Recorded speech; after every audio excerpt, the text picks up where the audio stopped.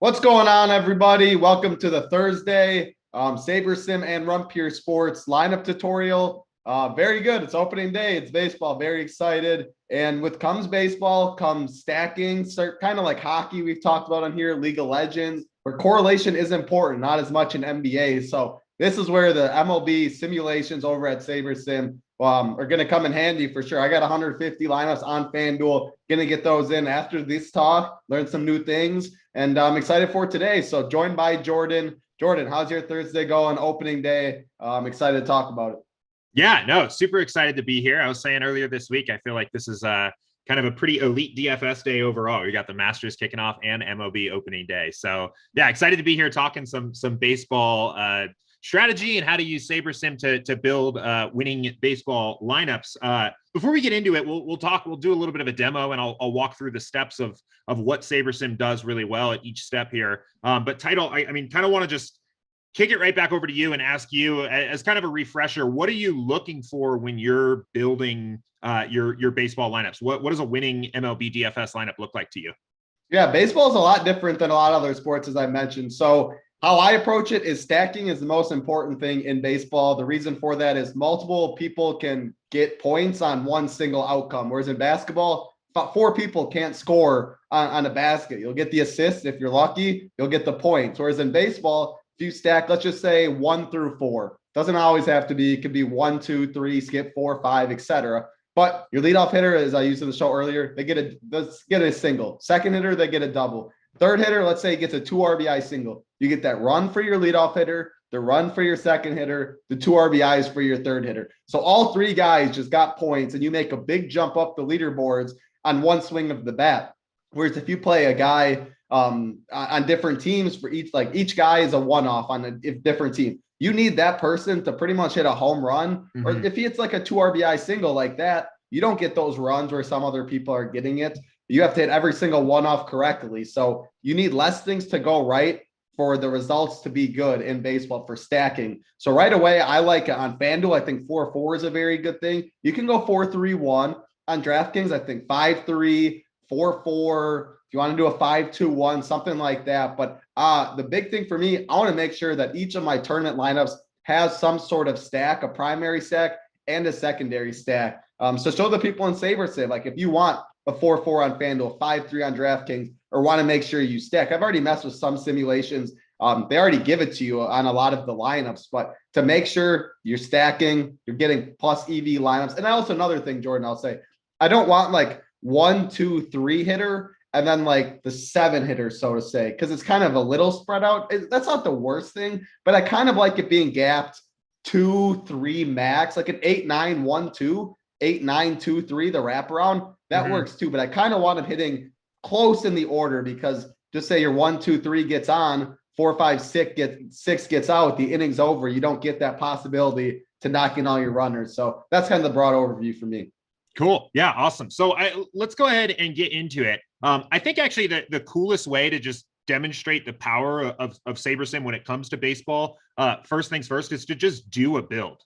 So you said you're playing FanDuel here. I'm going to go ahead and just build us some lineups. Cool. Not going to worry too much about the settings or anything right now. We'll come back to every step here as we move along. But I just want to start with just a build right off the bat, just to show everybody out there kind of how powerful this can be in terms of getting you the lineups that you want right off the bat without having to set any rules or groups or anything like that. And I think, one of the challenges that I think is out there with a lot of other tools is, correlation important for baseball, right? I think we all got an understanding that we kind of want to stack, but how much you want to stack based on the size of the slate and the contest you're playing and all of that, the slate context itself, what teams are on the slate, is kind of a little bit difficult sometimes, right? Like, I totally agree. FanDuel, big slate, 4-4, 4-3s, I'm all in. But if it's a 4-game slate, right, that's a little bit shakier. If you're playing a really big contest where you need the nuts, it's kind of a little bit harder to know. One of the things that I think is just really powerful and really cool about Sabersim here is that we get right off the bat, we'll go in here, we'll build our lineups, and we're basically getting, pretty awesome 4 stacks here right out of the gate. 80%. This is just, I built 20 lineups here. I didn't touch a thing. We're getting 80% 4-3 stacks. We've got a couple of those other stack types, and there are 4-2-2 here, a 4-2, and then a 4-4 as well. So you can edit these stacking types here on step 3. But I want to, before we kind of jump into what we're doing specifically on step 3, I want to back up and talk about how this all really works. So the primary difference that makes Sabersim unique compared to other lineup optimizers out there, or anything else, other tools out there, is that we start with play-by-play simulations for every single game on the slate. So in a baseball sense, we are basically, the leadoff hitter comes up to bat in our simulation. There is an outcome of that at bat that we simulate based on the park, the weather, the pitcher, how good of the hitters on the plate, the game context, how many people are on base, and then we move on to the next batter and simulate each game out like this, play by play. And that allows us to do some pretty cool things. That allows us, first of all, on the correlation side of things, to actually quantify exactly how correlated players are to other batters in the order. So we know, based on our simulations, we don't have to kind of just say, we want stacks in general. We can say we know exactly how correlated Soto is to the other players in the order, right? Really cool, really powerful tool. And then we pull in those correlations automatically when we go and build those lineups. So that's why, without setting a single rule, as we just saw it here, I build my lineups, I've got the stacks I want, I'm good to go. The other factor that I want to touch on here that I think is really useful about the simulations is it gives us these distributions. It gives us these ranges of outcomes of different batters. And Tito, real quickly here, I know I talked to you for the MMA side of things a little bit about average projections. What's your gut sense? What do you think about average projections for baseball, especially for hitters? I mean, nothing. Very similar to MMA. I mean, Mike Trout can go 0 for 4 any day in the best matchup. You're never going to be surprised. I always say in MLB, if you succeed 3 out of 10 times, you're a Hall of Famer. You're one of the best ever to do it. Yep. You can, I'm glad you clicked on the range of outcomes. The highest range of outcomes should be a 0. You look at Juan Soto right now, the most likely is he gets a 0. You have less than a 50% chance to get a hit is how it works. So the range of outcomes, you could get a 0, you could get a 40 piece, a double dong, and all that stuff. So that's why it's roster construction, it's stacking over individual players and stuff like that for me in baseball. Exactly. Yeah. And I totally agree. And you can even see it here, right? Like 12.7 is what we have Soto's average score here, but there's his most common score is scoring 0. And the scores that we actually care about for winning GPPs are all going to be these over here, like the high upside outcomes, and trying to figure out exactly, how often these happen and how often a guy like Soto or, Washington stacks overall score high scoring outcomes is very hard when just looking at the averages. So by simulating the games out, we can basically draw this picture of what the distributions look like for any player on the slate. And when we go to build your lineups, we combine that with the correlation to build kind of balanced lineups that take advantage of the data of the sims and have the right amount of exposure to certain players based on what the context of that particular slate looks like. So I'll bounce back here, give this a second to pull this build back up.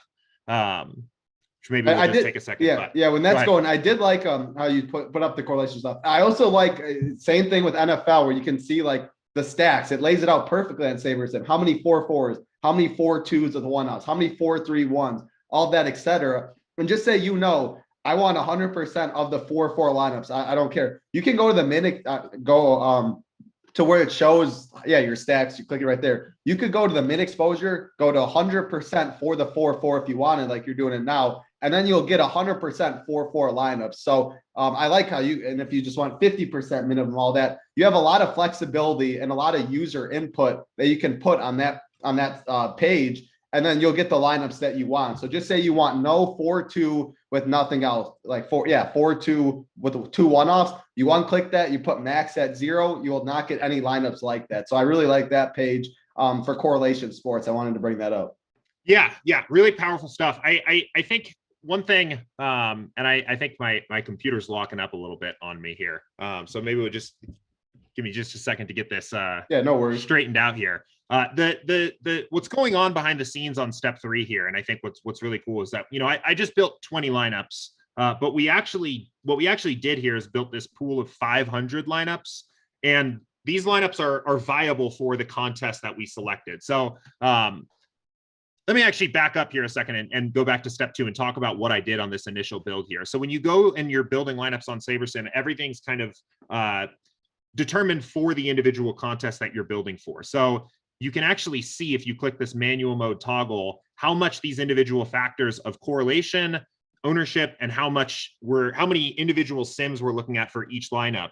And this will change based on the contest that you tell us that you're playing. So if you're playing, a really big 150 max GPP, you want the high correlation. You also want to fade ownership a little bit more, get a little more different. And you also want your variance to be a lot higher, right? You come down, you're playing single entry stuff. Maybe you're building for like a 500-man single entry. The variance, still high correlation sport, but the variance in the ownership comes down quite a bit. So we're building lineups that we think are appropriate for the contest that you're playing. And when you get to this step 3 point, we've got this pool of 500 lineups that you can kind of go through and pick what 20 you want. So you don't have to have everything right from the beginning. You don't have to have everything right in your settings or your projections or anything. You can come in here and edit things. Maybe, good example, maybe you just want to diversify your pitchers a little bit more. Don't want to be 75% exposed to Bieber here. You can knock his maximum exposure down to 50%. We'll sort through that pool of 500 and pull out the best 20 where Bieber's only used in 50% of them. Yep. So, And that's all the sports. Like we talk about, like the yep. MMA, the NBA, all that. If you're getting more than you want, that min, or more or less, the min, the max, that's your friend. And you also, if right away going to the slate, I don't want this guy for sure, or I want at least 50% Juan Soto, whatever it may be. The first step, you plug in that stuff in the min and all that, you exclude the guys. Then all of those 500 lineups in that pool, you'll know that you'll like those lineups and you won't have to exit any out. The more steps you do in step 1 before everything, the more the lineups are going to look like you want. But if you have no clue going into the slate, I usually don't exclude or do any of that stuff before all that. I want to see what just Sabersim's given me and stuff like that. And then I can go and do some max and some mins if I want to lower or raise ownership. So good point there. Yeah. Absolutely. So I kind of want to, we did a very quick build here. I kind of want to back this up, go back to step 1 and kind of walk through the process from scratch here. So give me just a second. I apologize. My computer is really slow today. So. That's all right. My Wi-Fi has been problems in the past. Uncle T's last night. There's a DC's. You're not the only one that's had a slow computer. Yeah, everybody's taking up the bandwidth, getting ready for opening day, I guess. So, cool. Yeah. So let's kind of walk through the process here from the start. So on step 1, this is where all of the inputs that will ultimately end up going into your lineups kind of start. All of this data that you're seeing here on the right. We'll have kind of advanced stat data that I think is pretty cool. Individual percentiles of how often certain players hit certain outcomes. This all comes directly from the Sims. And I think it can be pretty interesting for a little bit of research. But in general, the partnership with RunPure, I think, kind of simplifies a lot of this for the average user here. You've got the RunPure projections that are automatically loaded in here. So you can see source. You've got the RPS projections. You can also average the two with our projections and RunPure's. And as the player pools and the cores come out throughout the day for RunPure, all of that stuff will get loaded into the app automatically, which I think is a really cool feature. You can pull in any of the different cores or player pools, but for the most part, you can kind of leave things alone on step 1. I think just how easy it is to get the projections and the cores loaded in here makes that really easy. Title, do you really kind of do, I know you're pretty familiar with Sabersim now, do you do much on step 1 when you're working on your process? I mean, it really all depends. Like I was on the show earlier, I talked about like the Brewers. I'm like, I'm never playing Lorenzo Cain. So right away, I'll just go in, I'll take out Lorenzo Cain. But because I like almost everyone else, I'm not going to do anything. If Sabersim throws in a Jace Peterson or a 7-hitter, I forget who it is right now, that I'm fine with, I wouldn't jam in other lineups, I would play them. It's baseball. But I only do that if there's certain things I know. Like in NBA, just say it's a Jokic, Giannis, Embiid slate, and I know I just want Jokic or Giannis, then I would just cross off Embiid. But I know what I'm getting myself into right away. Like if Embiid's on the optimal, there's no chance I ship. But that's already me doing, like, talking through a show, talking for an hour, right, and doing that. If I'm not on any shows that day and I'm just opening up Saber, I will never make any tweaks. I will see what it's giving me first. It all depends how much research I put in before. Gotcha. Cool. Yeah. And I think that's a really good approach. If you already know that you don't want to see a certain play in your lineups, remove him in step one. That may, your pool in step three will be better. It'll be more like in line with what you're looking for. But because we're pulling from the sims and not just using an average projection, anybody that you're getting in your lineups is going to have some upside, right? There's a set of simulations where that guy does have that big upside outcome. So one of the things I think on a traditional optimizer that like really gets overrated is like Peterson's a perfect example, right? He's hitting ninth, but he's min priced, average projection of 8.5 points. So he's grading out as like the third best value play on the slate. A traditional optimizer is probably going to give you a ton of this guy just because that's what it's doing. It's trying to pack in as many average points as possible. And you have to kind of figure out, not just for Jace Peterson, but for all these different guys on the slate, like, are they actually good plays? Do you actually want them in your lineups or not? Because we're pulling from the sims when we go in to build the lineups, if you get exposure to this guy, it means that he has real upside in game simulations. If you're not, he doesn't. His average projection is just high because, he's min priced. So I like that. And that's very important because, as we said earlier, the average projection in baseball means next to nothing. It really doesn't. So right. The simulations are what's the important part. And if they're in, they have upside. That's all you can ask for in MLB. Absolutely. Yeah. So I think that's a really good way to use step one, maybe a couple minor adjustments to your player pool, but once we're ready there, we can go over to step two. And I mentioned this beforehand. The most important thing you can do here on step two is tell us what contests that you're building lineups for, because especially, in a sport like MLB, we just saw it here, right? The importance of how much we want to look at variance and ownership fade. It's quite a bit different based on the contest. And I think this is actually, kind of one of the hardest things to do if you're trying to even build by hand, but especially using other tools, is figuring out how are you going to adjust for different contests and slates too. This is the other thing I didn't mention here, is that these are optimized for the particular slate size. So we've got 2 games postponed now. This is a 7-game slate. So these will be optimized for a 7-game slate of what the appropriate amount to weight these different factors are. What were you going to say? No, I was gonna say that the 2 games that were canceled, Boston, New York, and then Twins got canceled too. But yep. Yeah, keep going. Cool. So that I think is one of the most powerful parts of this is getting your build settings where they're supposed to be, weighting these different factors accordingly for a particular slate. This would be on a traditional tool. You'd spend a lot of time doing this, setting your stacking rules, setting your initial exposures, maybe whatever you're doing for ownership. Maybe you're doing ownership sum caps, setting, maybe including, I know people will set rules where you're like including a couple players that are low owned in every single lineup, right? There's a lot of rules of thumb that you got to figure out on every single slate you're playing. You really don't have to do that here. The one other thing I want to mention here on step two that I think will be interesting to people is we do have a stacking rule option. So we're weighting correlation appropriately for what contest you're playing. We saw it getting pretty good stacks right out of the gate, but you mentioned it, Title. If you know that you want 4 3s and 4 4s only for FanDuel, you're just kind of set on that, you're ready to roll, you can come in here and set a rule. So what I would do, for example, if I wanted to do exactly that, I would say first, at least 4 players from the same team.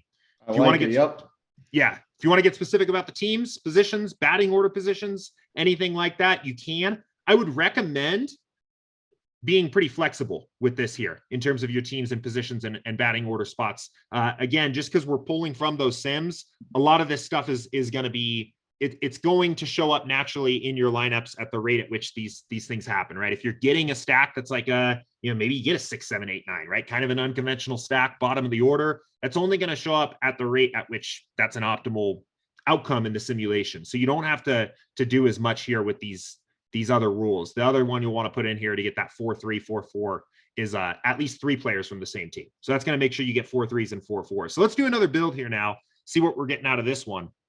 And then we'll talk a little bit more about step 3. Cool. Any questions coming in so far from people watching? I was just going to bring up one question. Uzi in YouTube chat, he said, so Varsho on DraftKings, he's catcher and outfield only. Just say you want to make sure he's only in the outfield spot, not at the catcher spot. Are you able to do that where all Varshos will show up in the outfield and not at catcher? Yeah, you can. So maybe I'll be able to demo that here. I don't know. We're on FanDuel right now. So I'll see Yeah, if we can do a demo of that here with maybe we can do it with Varsho on FanDuel too. But if not, we'll hop over to DraftKings in a second. I'll show you how to do that. Yeah, when you're talking, I'll find a player if it's not Varsho that does. Yeah, actually, he's on FanDuel, catcher and outfield too. So okay, that'd be perfect. Cool. Yeah. So we'll give this a second to build here. And I think this is a really good way to get those stack constructions that you want, right? Is let that correlation slider still be high. You want the most correlated players showing up in those stacks, but setting a stacking rule to help the builder kind of get the exact stacks you want, I think is a great approach for this. So let's see how these are looking, and then we'll talk a little bit about some of the other things you can do on step 3 here too. Cool. But yeah, it's a lot of people are on Sabersim right now trying to get their lineups in, so it'll be maybe a little slower than usual. I think this is like 100% on my computer. Is it getting to be about time for an upgrade for me? So I know going down that road. Yep. Yeah. Cool. So I mean, first off, let's go check those stacks. Right, looking a lot better. And this is what I mean, where the pool of lineups that you're getting in step 3 is already, they're going to be good. They're going to be viable is the way I always say it. But if you want something, if you want only 4 3s and 4 4s, give us that stacking rule. Now you've got an entire pool of 500 lineups that are only 4 3s and 4 4s to work with. The more, I don't want to say you need to do too much in steps 1 or 2, but if you know that you want certain things, you're going to get the best results by giving us that input in step 1 and 2. So let's go back here and look at Varsho real quick. So the easiest thing to do is go to the position, basically. Oh, we don't have any exposure to Varsho. Let me see if I can get a little bit of him here. I was gonna try and look at any other ones that had multi-position eligibility too, like JD Davis is on there, or yeah. Okay. I mean, here's kind of a random one, but I think it'll at least give us the point. So I expanded my pool up to 100 lineups, and we have this one Pavin Smith lineup who's first base and outfield eligible. These position headers up at the top, that's only referring to how much you're using that player in that position. So this is saying we have one Pavin Smith lineup where he's in the first base, the catcher first base slot. If we turn this to 0, we'll set his exposure to 0 for that lineup position. And we could essentially say, if we're going to use him, only use him in the outfield spot. So that's the same way you would do it for Varsho. Does that make sense? 100%. Yep. So in step 3, there's no way to do that in step 1 or 2, since he does have multi-position eligibility. But just say the Varsho, you have 40% Varsho on DraftKings. 20% could be at catcher, 20% could be in outfield. You click the positions like you just showed above. Yep. They'll only show them at that position if they're in the lineup in that position. If you don't want any at catcher, you go to the max. Varsho at catcher, you put that at 0. And then if you want to make sure you have 40% in the outfield or something with Varsho, you can set the min to 40 for Varsho in the outfield. And then you'll for sure at least get that. Makes perfect sense. And Uzi, I hope that answered your question. Definitely should. I like that. Cool. Any other questions? Yeah, Candace Williams just asked, do we need groups in baseball? Is that more for other sports? Groups is definitely more for other sports. Baseball, it's stacking, it's correlation. So in teams, if you're doing, it's more like the 4-4, the 4-3 with the 1-off on FanDuel, the 5-3, the 4-4s. It's all about roster construction on the teams. It's not about you can't play Juan Soto and Mike Trout, or at least one of those two. That doesn't mean much in that at all. So I'll say, to be honest, I say groups mean absolutely nothing in baseball. Yeah, I agree. I don't really think there's a big use for them. I think you can pretty much just ignore it completely. So, yep, cool. So far, that is the questions. Anything else? I mean, you touched on pretty much all of it. The more steps, as always in any sport, more steps you do in steps 1 and 2, they'll give you the close. Like if you know you just want at least 4 of your main stack on FanDuel or on DraftKings or something, set that in the stacking things on step 2, and then you'll get that for sure. But you don't need to. Sabersim, when all the simulations, that's the reason they want to make it as easy as possible, where you don't have to come in with a bunch of knowledge. You can use Run Pure Sports content, see some of the favorite stacks, all that stuff, and then Sabersim, see what they spit out. If you don't like a certain lineups, you can always mess with that. But yeah, anything else you want to add on this? Yeah, no, I think that's great. One thing I wanted to kind of just demo too to show off, because I think it's a pretty cool feature here, is the entry editor. So once you have your lineups ready, we have a tool specifically set up for getting your lineups out of Sabersim and onto the sites. And the coolest thing about it is you don't have to mess around with CSVs or enter these lineups by hand. I know, that uploading your CSV process is always a little bit scary, especially if you're doing it right before lock. If people get used to the way of doing it, and it's hard to change, but I really think this is it streamlines things quite a bit and definitely reduces the risk of making a mistake or something like that when you're getting your lineups out. So I'll show you how to do this real quick. So we'll do this for FanDuel. I've got my 150 here from this build. Let me go snag my my entries file. So it makes it super easy. You click download template file from FanDuel. On DK, that'll just automatically start downloading a file for you. On FanDuel, it'll take you over to the page where you download it. So we'll go ahead, and I think I've got a couple entries here. So we'll download this real quick. Download the entries file, come back to FanDuel, go ahead and upload. Takes a second just to load that entries file in. I've got a bunch of different entries here, and pretty much just a couple clicks, right? I'll click fill contest with lineups. I'll click what lineup set I want to use, and I'll click apply. And there's a few other things going on here. So different kind of fill methods that you can use. It just kind of controls the rules of how these lineups get filled in. We have a lot of videos that are actually just up in the app. So if you want a little bit more information on how this all works, you can actually just watch these little videos. But super easy to just download entries here and then just upload. And I'm good to go. So I've got 322 different entries here that basically just took like 2 seconds to load in and get that all in there. So baseball, I don't know about you, Title. I always like to play a lot of entries. It's like a sport where I'm really kind of wanting to spread out. I enter into a lot. I play a lot of different contests. Those CSV files get kind of hairy. There's a lot in there. It's hard to keep track of everything. I feel like the entry editor in particular can be really valuable for baseball.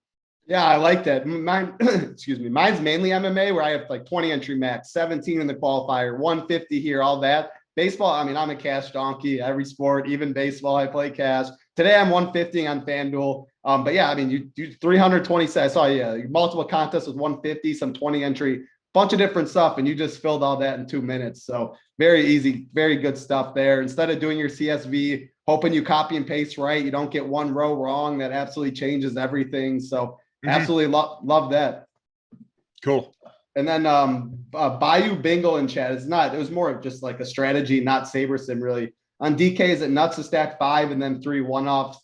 I mean, there's no right or wrong answer for any of this stuff. It also depends on like contest sizing and all of that. Personally, I don't do that though, just because if you're one-offing all them, you want home runs, you want stolen base in an RBI, or you want more than just like a single and stuff. And the easiest way to get points, and a lot of them, is if one team scores 10, 12, 14 runs, there's multiple players on that team that have to have they're part of the reason that game's 10, 12, 14 runs. And like we said earlier, the leadoff hitter, the second hitter, third hitter, whether it's 5, 6, 7, 8, couple guys get hits, guy hits a home run, you get those runs for all those guys on base. You get all those RBIs for all that. Points can add up faster when you stack. So you'll never see me in a tournament 5 stack with 3 one-offs. You can do like a 4-3 with a one-off though, or a 4-2-2, or you can get creative. It's not just a play 4-4 on FanDuel, you print. Play 5-3 on DraftKings, you print. There's no right or wrong answer there, but I definitely will not have 3 one-offs in GPP builds is how I approach that. Anything that you want to touch on that? Anything else? You broke down Saber really good. We have no other questions. Uzi's question was answered. Candace's. I don't see anything else. So any last thoughts on that question on baseball in general? You play a lot of lineups. Any strategy you got? You showed how you use Sabersim. Talk about it. Yeah, absolutely. So I mean, on the question of the 5 and 3 one-offs, I don't think that's a stack type I get to very often either. I like to kind of think about my stacks as how many uncorrelated pieces do I have, and in that case, 3 one-offs, you've got 3 batters that aren't correlated to anybody else in the lineup. And that's starting to get to be kind of a lot. I don't like to play too many lineups with that many uncorrelated pieces. One of the cool things though, I think when you're thinking about Sabersim overall and just how to use it is because we kind of have an understanding of correlation and ownership and variance for the contest you're playing, you can almost kind of ask Sabersim or treat it as a bit of an advisor of what kind of stack types make sense for your particular contest. So, just out of curiosity, I pulled up the DraftKings slate and built 20 lineups here on 20 max 10 to 50K entrance contest here. And then looking at the stacks, right? We're getting, so 75% of our lineups here have those nice 5-3s, 5-2s that Title was talking about. Probably my favorite 2 stack types to play, but some kind of variance, some kind of diversity with the rest of the lineup. A couple 4-4s, a 4-2, a couple 4-2-2s, 4-3, right? I don't see any, there's no 5-1-1-1s here. But it can kind of be a useful tool of like, this is kind of the constructions that I want to use. So a lot of times, if I have questions of like, what's actually going to work on this particular slate, what am I going for? I'll just start it with just a test build and just see what Sabersim is telling me to do. And you can vary from there and you can do things from there. Maybe you cross off some of the stacks that aren't the 5-3s, 5-2s. But I think that can be a pretty cool way of answering some of those questions for yourself when you're not really sure what to do. I absolutely love that. As we always say, like if I don't do any shows or do no research, I just sit down on my computer, I'll run Sabersim just without doing anything. I'll just run it. I'm playing 150 max, 119,000 in the $4 tournament, let's say on FanDuel. So you set 150 max, 50,000 plus, all that stuff. I'm not going to mess with any of the sliders, and you see what it's going to get. And it's not going to give you, or it didn't right now, most of the times, it's not going to give you a 5 with 3 1-offs. So, which I agree with, and therefore Sabersim and I are on the same page. Maybe I don't want if it gave me like a 4-2-1-1, which isn't necessarily bad or whatever. Just say I don't want that though. Go to the max exposure. You put that at 0, and then you just keep messing with that, and then you'll get like the DraftKings ones that you showed. All of those made sense. All of them had correlation. All of them had stacking. They're all live lineups. So I think what you said makes a lot of sense. Just seeing what Sabersim gives you right away, and then making tweaks after that makes a lot of sense. But I'm not seeing any other questions. You are welcome, Bingle. That was the Sabersim Run Pure Sports and Sabersim breakdown. Simulations are awesome. I love the average projection. Like, yeah, Jace Peterson on FanDuel is grading out as one of the best. If he doesn't have a lot of upside and the simulations don't say that, they're not just going to jam in the average best point per dollar play. It's not NBA. You can't track this guy's out, so this guy gets this minutes bump with this usage bump with this and that. That's not a thing in baseball. It's just not. So very good, Jordan. I'm excited. I got 150 to build on FanDuel. Excited to hop over. Lineups are starting to come out. If you're not a member at Run Pure Sports and you want to, Masters 50 is the promo code. Gets you 50% off your first week or your first month's payment. It's not a part with Sabersim. So you got to pay the full gig. But as you just saw, so much MLB especially, correlation, the simulations, it's a very good. You need optimizer if you're building 20 plus. If you're only building a couple, it's still very helpful to see all this stuff. You just got to make sure your lineups are correlated is how I'll say. But very excited for opening day. Got the Masters going on. Jordan, always appreciate your time. It's a lot of fun. Hit that like button. Hit that subscribe button. As always, good luck today. Big prize pools. We're still in the NBA streets. So much going on in the DFS world. So time to make some money. Appreciate your time, Jordan. Any other questions about Sabersim? We have a Sabersim partner Discord, and you can find the guys there, and they'll answer your questions as always. But that's going to do it for us. For Jordan, Simon behind the sticks, I'm Titletown. Good luck, everybody.